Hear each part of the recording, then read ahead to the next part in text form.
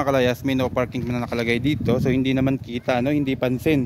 Kasi mga hindi nakaayos yung no parking nila. So ito, may nagbigay sa ating resibo. May nakalagay sa ating sasakyan na illegal. Ano nakalagay dito? So illegal parking, ayan po. So yan, may kahon na yan, illegal parking. So nilagyan tayo sa harap. So may nakalagay na no parking, so hindi naman natin pansin. Ayan. So parang mali, ano, dapat tayo dayuhan dito, dapat may nagga-guide naman. So basta-basta lang sila naglalagay. Yung pa isa pa no parking, kita nyo yun, oh. Oh. So ayan guys, dyan ako nagpark kasi alam ko open, kasi may mga nakapark naman dun eh.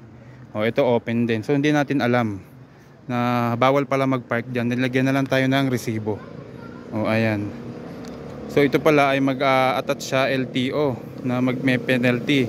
So hindi na kami makakapagbayad dahil kulang na kami sa oras. Tignan nyo naman guys ang no parking. So hindi namin napansin na nagpark na lang kami doon. Ayan, no. So ito yung no parking nila. Oh, imbis na ito nakaharap papunta doon kasi nga no parking. Hindi namin napansin. Ang alam lang namin na pwede mag-park kasi may mga nasasakyan na nakapark dito. So yan, oh, illegal tayo ng parking. So okay, yun lang po, update lang sa mga magpa-park dito na wag na kayo mag-park kasi meron kayong ticket na makikita sa harap ng sasakyan nyo. Oh.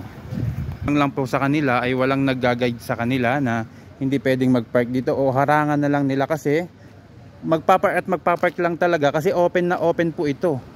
Hindi pa po pansin ang no parking nila. Tulad niyan, oh. Saan po yan nakaharap? Dapat nakaharap dyan. Hindi po kita ang no parking nila. Oh.